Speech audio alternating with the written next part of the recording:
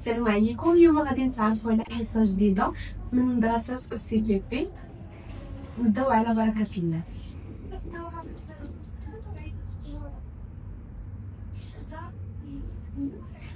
السؤال الاول كيقول لنا واش غادي ندوز انا الاول؟ جاوب نعم او لا. من الواجب عليا نعطي حق الاسبقيه هنايا.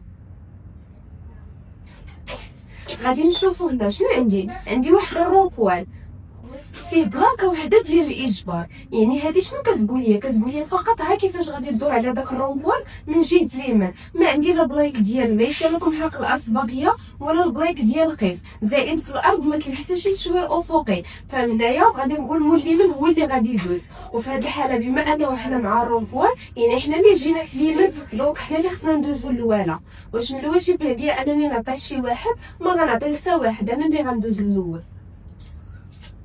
السؤال الثاني، هاد الشاحنه وقع ليها عطب في الطريق، واجب على السائق يوضع بطلة تنبيه هنا مسبق. ديجا الا كنتي في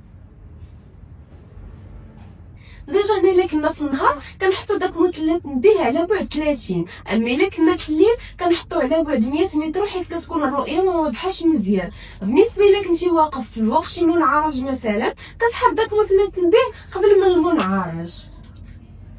السؤال الثالث، اشتعال هاد الضوء الجاذب والعربه واقفه كيشير على انه ديجا السائق راه ما ربطش الحزام ديال السلامه ديالو، هو هذا داك الضوء الجاذب يشعل لينا. سير في الاتجاهين بزوج كيبدا على 50 ولا على 150.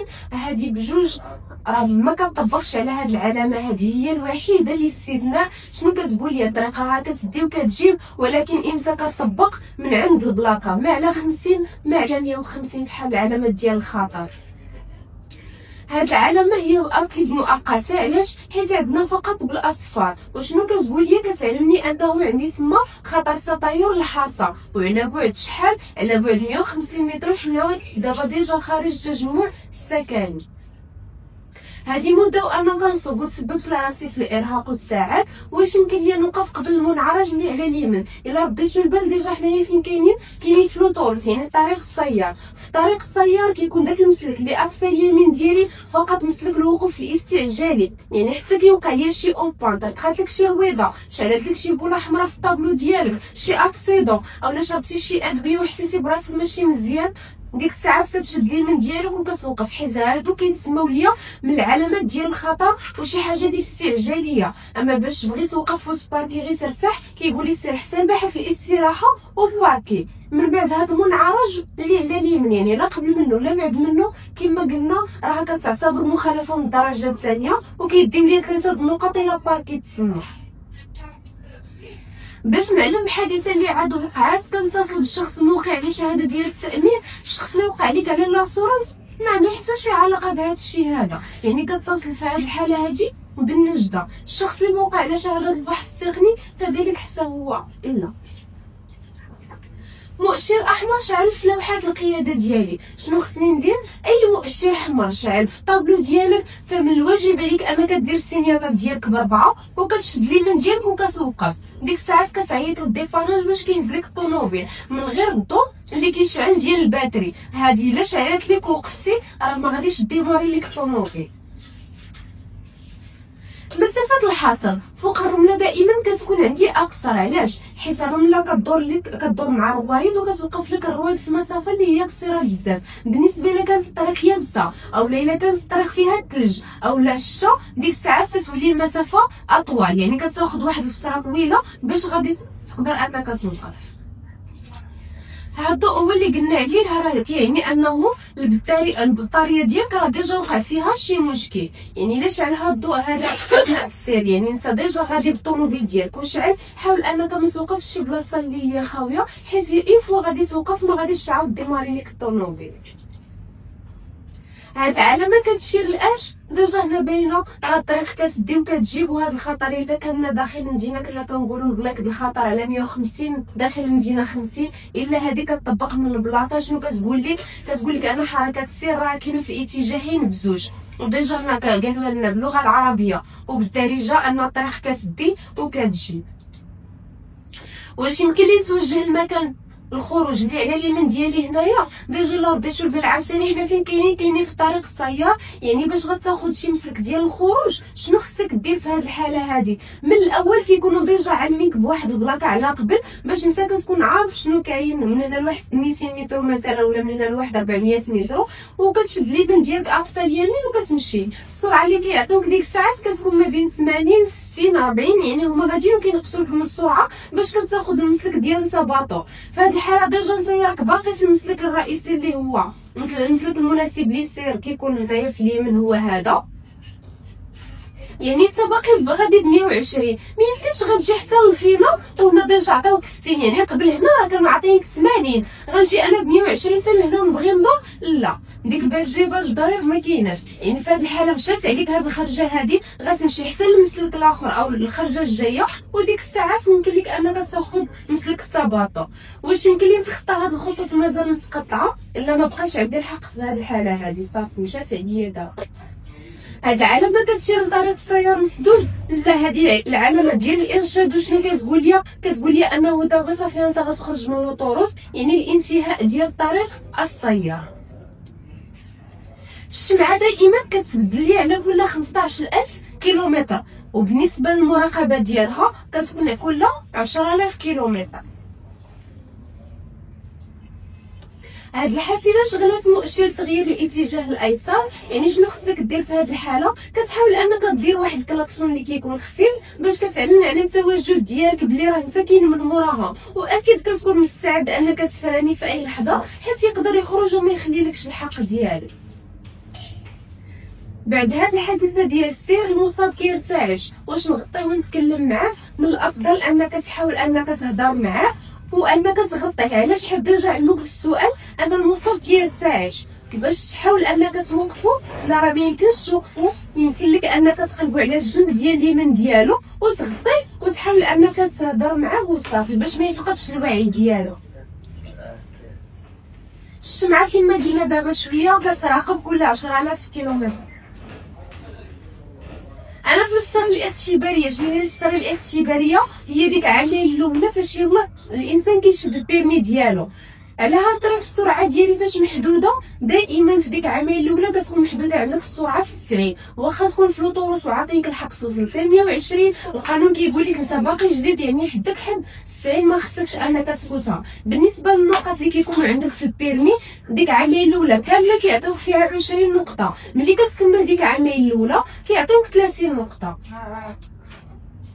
من الواجب يكون ضغط العجله الاحتياطي هو نفسه اعلى ضغط شويه. علاش؟ دائما الرويضه السكون كنحاولوا اننا نفخوها شويه بالزايد. علاش؟ حيت ما كنحتاجوهاش دائما وكتبقى غير محطوطه. النهار غادي تجي تحتاجها كتقلبها كتلقاها ديجا تفشات، يعني ولات بحال الرويض العاديين اللي عندك ديجا مركبين في الطوموبيل ديالنا. بالنسبه للرويضه السكون قلنا دائما خصنا نفخوها شويه بالزايد، وعلى الاقل خصك تراقبها كل مره في الشهر. انا في وضعيه صحيحه باش نتوجه للسيطواني الا كنت غادي نبقى على هذا المسار ديال اليمين. نعم ديجا هنايا البلاكه ديال الارشاد قالوا لينا الا بغيتي تمشي لسيطوان راه عندك هذا المسلك ديال الخرجه ديالو، ولا بغيتي تكمل كذلك نيشان غتديك حتى هي لسيطوان، يعني بجوج بيهم سواء كان اليمين اولا كملتي الطريق ديال كنيشان فالاخر غتوصل لسيطوان. تخطي الخط المتصل الاصفر واش مسموح به بالنسبه للعرضات اللي في نفس المسلك ديال اليسار؟ هنايا ديجا هذا الخط هذا اللي كيكون متصل في وسط الارض سواء كان في الابيض اولا في الصفر، راه بجوج بهم كيتسموا التشوير الافقي، يعني خصك تحترمو واخا مؤقت اولا دائم. فهاد بالنسبه لهذا الخط هذا الا شي بلاصي فوق منه كيتعتبر لك مخالفه من الدرجه الاولى. بالنسبه الا كنتي غاضوب فوق منه حتى هي مخالفه من الدرجه الاولى وكيدير لك عليها 4 ديال النقاط، يعني كتخلص عليه القيمه الاصليه ديالو من 700 درهم حتى ل 1400، ولا خلصتيه في نفس النهار كيكفي انك كتخلص واحد 400 درهم. بالنسبه للعربات اللي جايين في الاتجاه المعاكس كما كتطبق عليا راه كتطبق حتى على الناس اللي جايين قبالتي. السياره اللي جايه قبالتي شاعله اضواء الطريق، شنو خصني ندير في هذه الحاله؟ ملي كيكون شي واحد شاعل اضواء الطريق كيكونوا مجهدين بزاف وكيضويو على مسافات 100 متر، يعني كيكون كيعميك. شنو خصك دير؟ خاصك انك ترد عليه بواحد الاشاره ضوئيه، ما تشعلش نتايا الضوء باش ما تعميهش في هذه الحاله. يكفي انك دير تقابل ودير الوضع. هنايا شنو عطاونا انا كنشعل اضواء ضبابه. لا، هادو كنشعلهم فقط اذا كانوا الاجواء ماشي مزيانين والرؤيه ما واضحاش. نخفف من السرعه ديالي وانا شاعل اضواء الطريق. قلنا الا كنتي شاعلهم سنسه غادي تعمي. يعني شنو بقات ليا؟ غنقص من السرعه ديالي، غنشد ليميت، ولا عدات الضروره وهذاك اللي قدامك ما بغاش يطفي الضوء، ديك الساعه بامكانك انك توقف في الطريق. شنو هو الجهاز اللي كيمكنني من المراقبه الزيت ديال المحرك؟ هو المقياس ديال الزيت، بحال هذا اللي عندنا هنايا في الصوره. كتحاول انك تاخذ شي منديل وكتمسحو، عاد كتعاود تخشي. والطوموبيل اكيد تكون في طريق فيها الوطيه، يعني كتكون الطريق مسترحه. ديك الساعات باش كتاخذ العبار ديالك مزيان، ما تكون في العقبه، ما تكون في الهبطه. السير العادي واش انا في الوضع المناسب؟ الا رديتو البال ديجا هنايا عاطيني هذا هو المسلك المناسب للسير، وهذا كيتسمى لي مسلك ديال التجاوز. اما بالنسبه لهذا اللي اقصى اليمين عاطيني غير واحد الخرجه، الناس اللي غادي يدوروا على اليمين كيسهلوا عليهم عمليه المرور وكيدوزوا من هنايا. كنسير بسرعه 80 كيلومتر في الساعه.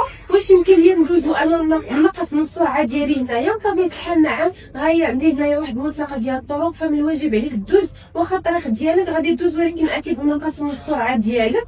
خاصني نلتزم بالقواعد اللي كتنظم هاد الملصقه. يعني الا لقيتي شي بلاكه اولا شي خط في الارض كيقول لك انه من الواجب عليك تعطي حق الاسبقيه، فمن طبيعه الحال غادي تحترم.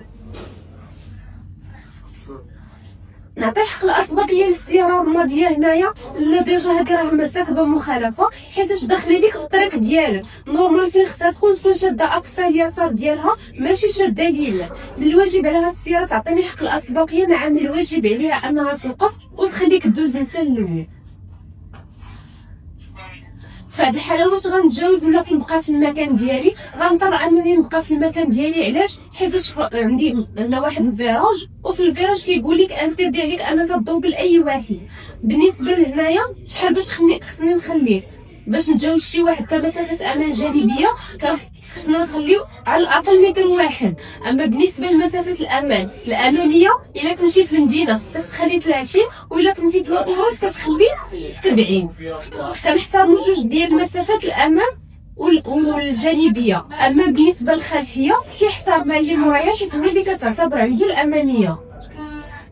معظم الحوادث اللي على الطريق كتكون ناتجه عن حالات الطقس كتكون سيئه، اولا البنيه التحتيه اللي ما مصوباش مزيان. هادو بجوج غلط. دائما الحوادث عندها علاقه بالسائق. السائق هو اللي كيكون متسبب في الحوادث، يا اما كيسوق شي سياقه متهوره، اولا مثلا كيكون شارب الكحول، مخدرات، اولا شي ادويه. المهم دائما السائق هو السبب. عند مراقبة الطرقية في حالة تجاوز السرعة المسموح بها يمكن يتعرض أكيد للمخالفة وسحب النقط إلا كنتي تجاوزتي السرعة بزاف. إذا السيارة في المحجز ديالي لا إنذار الشفوي راه مكاينش، أكيد كيقيدوك المخالفة أولا كتعتبر هي جنحة. يمكن لي نتجاوز الشاحنة هنايا. ديجا هنايا قضية الطرق وأقصى اليسار ديالنا شنو يعني؟ عندي خط متصاصل. ملي كيكون هذا الخط هذا متصاصل كنعرف ان الطريق غير كتدي ما كتجيش. اذا بامكانك انك تدوبل حتى 10، ما كاينش مشكل. بالعكس الا كنتي في طريق وطنيه فكتدوبلو واحد بواحد وكتشدو اليمين ديالك. وقبل من هذا الشيء هذا خاصك تراقب المرايات ديالك بانهم ديجا راهم خاويين، الرؤيه واضحه قدامك، ودير السينيال ديالك. في هذه الحاله واش نشغل مؤشر تغيير الاتجاه ونسير للمسلك البعد باش نتجاوز، اولا نبقى على نفس هذا المسلك هذا؟ ديجا هنايا الا جيتي بغيتي تخرج للدوبلاج راه كاين واحد هنا قريب ليك بزاف، يعني ما خليتيش المسافه ديال الامان كافيه. في هذه الحاله يكفي انك تبقى في هذا المسلك هذا. واش نعطي حق الاسبقيه اليمين واليسار؟ نعم الواجب عليا. علاش؟ حيت عندي العلامه ديال القيف كتقول لك خصك ضروري تماركي القيف ديالك، واخا تكون عندك الطريق خاويه ولا عامره خصك توقف وتعطي اليمين وتعطي اليسار، عاد يمكن لك تكمل السير ديالك. بالنسبه لهاد القاعده الا ما احترمتهاش وخالفتها فراه كتعتبر لي مخالفه من الدرجه الاولى، وهي كتخلص عليها القيمه الاصليه من 700 حتى 1400 درهم، وكيديو لك من سحب النقاط 4 النقاط. واش ضروري ندوز بلا ما نوقف؟ لا. من الافضل نغير مساحات الزاج اكيد في البدايه ديال فصل الخريف. من بعد كيجي الشتا كيكون ديجا راه نتايا وجدتي راسك ووجدتيهم يعني واجدين وكيوضحوا لك الرؤيه اكثر. يمكن لك التجاوز من جهه اليمين، الدوبلاج من جهه اليمين سي امبلي عليك انا كدوبل من جهه اليمين. دائما كندوبلو على الجهه ديال اليسار ماشي من جهه اليمين. في حاله وحده نقدروا ندوبلو من جهه اليمين، هي الا كان اللي قدامنا داير السينيال غيدور على اليسار، انا داك يمكن لي انني ندوبل على اليمين. واش يمكن لي نتوقف على جانب الطريق وانا كنصوب شاحنه صغيره؟ هنايا ديجا شنو عندي ممنوع التوقف، ولكن على من؟ على الشاحنات، سواء كنتي كتصوبها كبيره او لا صغيره فراه ندير عليك انك توقف. الضوء الاخضر عاد تشعل. باش نعبر هاد ملتقى الطرق لازم انني نقوم باشاره ضوئيه. هنا شنو عندي ستوب وشاعل لي الضوء في الخضر، يعني ما كاين علاش غدير اشاره ضوئيه حيت اصلا الحق ديالك. واش واجب على السائق يبدل اقراص الفرامل وصفائح الفرامل في وقت واحد؟ لا، ماشي من الواجب عليك، كل وحده تقدر تبدلها على حسب العمر ديالها، واش تسالى ولا ما تسالاش، ولا خسرت لك شي وحده تقدر تبدلها في اي وقيته، ماشي بالضروره تبدلهم مع بعضياتهم. مسموح لي بالتجاوز هنا، عندي الخط متصل كما قلنا مخالفه من الدرجه الاولى، ما يمكنش ليا انني نتجاوز فوق منه. السرعه محدده لي في 80 هنايا، نعم ديجا هي محدده لي السرعه قبل العلامه ديال المنع فيها 80، دونك ما خصنيش نفوت هاد السرعه هادي. فقط في المسلك اللي على اليمين ما يمكنش مثلا انا يعطيوني 80 واللي جاي قبالتي يعطيوه 60 اولا 70 اولا 40، فنفس البلاكه اللي كتكون في الجهه اليمين هي اللي كتكون عند الاتجاه المعاكس. انا عندي 80 وهو عنده 80. باش نعلم بانني قربت لشي ملتقى ديال الطرق، من الواجب عليا نعلم اكيد باضواء التقابل وكتخليه شاعل، حيت الا شعلتي اضواء الطريق غتكون كتعمي. شعلتي الضبابه الاماميه والخلفيه قلنا هادو كيتشعلوا فقط الا كان عندي الثلج اولا العجاج اولا مثلا الضبابه اولا الشتا. بالنسبه للشتا كنشعلوا فقط الضبابه الاماميه. هنايا من الواجب عليك انك تشعل فقط التقابل وتخليه شاعل حتى يدوز، عاد يمكن لك تكمل الطريق ديالك.